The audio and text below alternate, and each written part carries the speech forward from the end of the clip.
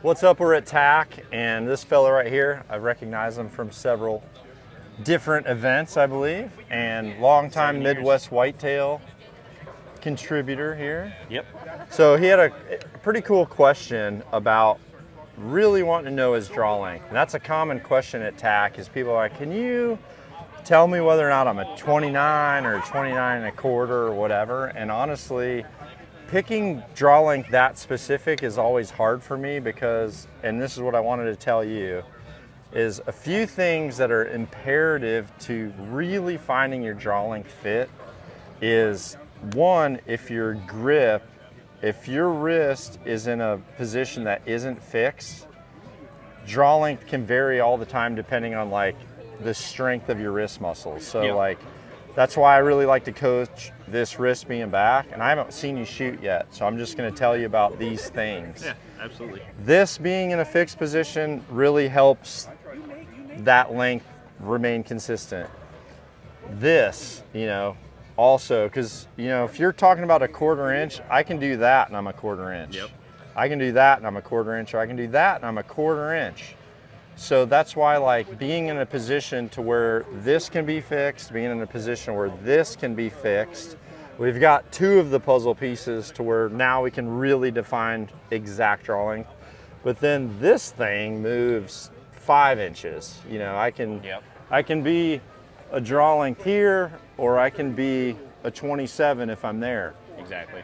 And so that's what gets hard. So like, if I look at you, a couple things I'm gonna be looking for is consistency in your hand position, the consistency in the wrist position, seeing where that shoulder is. If that shoulder is up, like as a coach, if that shoulder's up, I know someone can vary inches, Yep. You know what I mean? And then the last piece of the puzzle is the elbow. When people extend out and they lock out, they can't have a definitive draw length. Yep. But it also, once you lock this comes up, and now this is in a compromising position. So seeing an elbow that's soft, seeing a wrist that's back, seeing a shoulder that's down, and then seeing a hand consistent, that's what I always want first before you really start to nail in your draw length. So if you ever feel inconsistent, just knowing those few things can let you self-check. Does that make sense? Yeah, absolutely. So if you're ever like, I don't know if I feel good with this way or this way, just kind of think about those things like, wait, am I actually feeling pressure all the way down the grip, or am I only feeling pressure high? Yep. So if all of a sudden you only feel pressure high, well, now your draw length might feel short, and now you're like changing this to like get that triangle back to where you fit straight. So let me see where you're at. That's, like I was saying before, that's why I feel like sometimes my elbow is a little high at full draw, and I don't feel like I'm getting a full extension back here. Okay. And so I've been shooting 30 for 3 years now. Okay. And it's felt good, but it always felt like my wrist with my release had to be further out towards the front of my hand. Okay. And so to make everything settle right there. So in that aspect is why I'm debating on whether I should go to 30 and a half. Okay. Which is why I wanted you to take a look at it in the first place. Yeah. Because I've had a few people look and they're like, I think it looks pretty good. Yeah. And so, yeah, that's just kind of where I'm at with it. Right now you're at 30? 30, yeah. Okay. Okay, go ahead and make a few shots. You probably haven't shot yet today, so. I have not. Yeah, I would just settle in. And this looks great, by the way. Okay, go ahead and round up one other one. Go to full draw. So is this the one where you feel okay, but you don't know if you should lengthen out? I feel okay, but depending on where my release sits in my hand. Okay. So that goes back to like one of the first. Back to the 1/4 inch thing. Where it's here, it could be a 1/4 inch longer, or where it's here, it could be. So I'm finding that to be in my comfort zone, I need to be a little bit further forward on my fingers. Yeah. Well, where you want to be is right here. So yeah, so right there, come around this way, Antoine. So right there, you can see this is exactly down that center line. And here's why this is important. And you actually have a good release for if you didn't do this right. But if you start to go deeper, go ahead and go a little deeper. So when you go deeper and now these knuckles are rounded, see how this head starts to point over there to 2 o'clock? Yeah. That's going to affect your accuracy anyway. So straighten that out and put it where I said. That's how you got to grab that thing before you even latch on. And I think as that's soon as where... you round and your hand, if your hand feels like that, like if I did this on your face with my main knuckles, you're going to be like, I don't like that. Yeah. And so you're going to naturally choke up your shoulder to then tuck it back more, where a knuckle on the face feels a little bit better, which is behind. So just straightening that thing out to where you're really feeling that 2.5 inches and that 2.5 inches. I mean, that's why I prefer. You want that flat on your cheek. Yeah, and right now you're rounding. As soon as you make a fist and you round, you start to, I don't have a release on me, but let me see yours. So as soon as you start to round your hand, this head starts to move.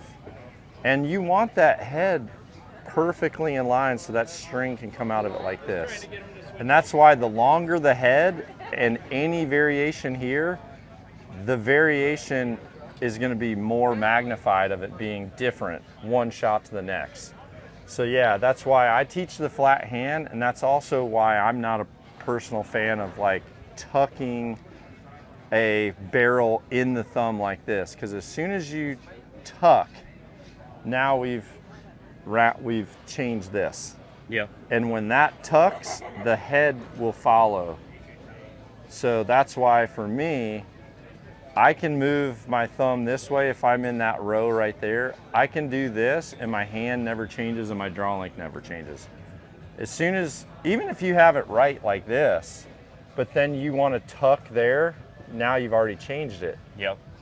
That makes sense. Okay. So maybe just think about that a few times. Okay. And got an arrow in there. Before you activate, let me just check everything. Go ahead and settle into your anchor and just keep your finger on that position. This is great, by the way. Everyone looking perfect, perfect. This is great. I love the fact that the front of his knuckles are right in line with the back of the eye, and that release is perfectly straight going down the arrow shaft. Shape your thumb a little bit more for me. Good. And now it's just elbow back here, just slow and smooth. That is perfect right there. You can see the coloration. I love it. Keep going with that.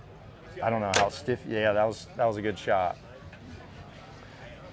This is off topic, but when you're working with someone and you're like trying a new release, or like, can you check my draw length, whatever, don't, just because we talked about that, don't make that a reason why you can just activate a shot because you've been at full draw. Even when I'm demonstrating, or even when I'm working with something at home and I'm checking or looking in my mirror, I always still try to make a good shot, because you never know, like that one time of you just getting after it because you've been at whole, you know, that one time could be what triggers the disaster. So bad habit. Yeah, that's why I was like, all right, shape it and pull through. Yep. But your fit looks really, really good. Give me one more. I'll take a picture. Yeah. And then I'll send this to you. I really do think that a lot of what stems from And where I felt like 30.5 might be right is because I was moving my release too deep. Oh yeah. And I've been catching myself on it, and I'm like, something doesn't feel right. I can't figure it out. And like, the more you talk about it, my release has just been buried in my hand too far. Yeah. And it's I'm standing there shooting in my yard at home, and I'm like, something's not right, and it's my own fault. Yeah. Hand, like, people can talk draw length, and I've had conversations where people are like, I don't know, I maybe need a 1/4 inch over there. Dude, I build bows for Rogan at 27.5, and then I'll go and shoot my 31 incher. Yep. And every bit of that variation is just what I do with the shoulder to change my draw length for people. I just change my draw length with my shoulder. But it's hard on the shoulder, and I get impingement, and like, you know, I feel like when people at the end of the day, they're like, man, my neck hurts and my shoulder hurts. That means you're compressing and you're impinging, and it's a problem. That hand position is critical, and this hand position is critical. Hands, these two things are the first and last thing to determine that arrow path. Let me get a picture of you at full draw. I'm Yeah. going to mark a few things for you, and then I'll airdrop it to you. Okay, back up some. And then I'll come right in here and do that. That looks really good, dude. Shape that thumb a little more, and then just elbow back to that cool dude's face behind you. Nice. All right. So pretty much what I'm looking at right here, I'm going to look at a few things. I love the arrow position between the lips and your chins right there. So even with your big beard, the only thing really contacting is that one vein. And honestly, well, you have the same veins anyway, but that's really the only contact. Corner of the mouth, tip of the nose, your head has a great position. And see, now there's that perfect row that we talked about. And when I look behind you, this release is, the head of the release is paralleling the shaft. So like as a coach, if I'm looking behind someone and their arrow is running down the pipe here, but then their hand position now is moving the release to where it's here, well, now you're sending that loop out of the path like that to go, and that's what'll cause you problems. I think you only focusing, don't change anything except your cognitive thought on that, what that head's doing, and then you're gonna get the consistency on your draw length without having to change anything. If you lengthened up right now, I would fear that you'd feel a fuzz long, and so you would probably shorten your loop a touch, and you've already got a pretty short loop anyway. I wouldn't go any shorter than that. So I would rather you have a shorter string fit and a longer D loop. Okay. Because if you do change this, the D loop length kind of helps with the forgiveness. Yeah, and the shorter it is, the less forgiving it's going to be for you. Okay. So I like where things are at. Sweet. Guess if I picked out anything, it's just, you probably, I think, did you do a pre-cut D loop? Like a pre-cut length? Yeah. I'm not a pre-cut D loop fan, by the way. I know a lot of people show this, and unfortunately, did the same thing on my RX-8. yeah, people, you don't know what you don't know. Pre-cut D loops, a lot of times what happens is when you cinch them and crimp them, they pull hard from the center but not from the outside, and you actually create separation like that. Even the best of strings, if you're only crimping and like pinching tight in the middle and spreading it, you'll end up prematurely separating your center serving because of that. So just have 10 inches of D loop and tie one side and have those longer ends to pull on, and kind of pull on each part, and you'll prevent that from happening too. Because you're definitely going to need to take a look at that. I was pretty disappointed about it. I did the same thing to my RX-8. I literally got this bow last week Wednesday. You're still good though, so even though it's moved, you're still at 90 now, but which is a testament to the serving. The serving isn't fully slipping, you separated it by just the way that you do that. And here's the thing, here's another recommendation I'll give you quick. Because you're probably gonna redo that anyway. Yep. That's just inevitable. And I'll gladly redo it for you as well.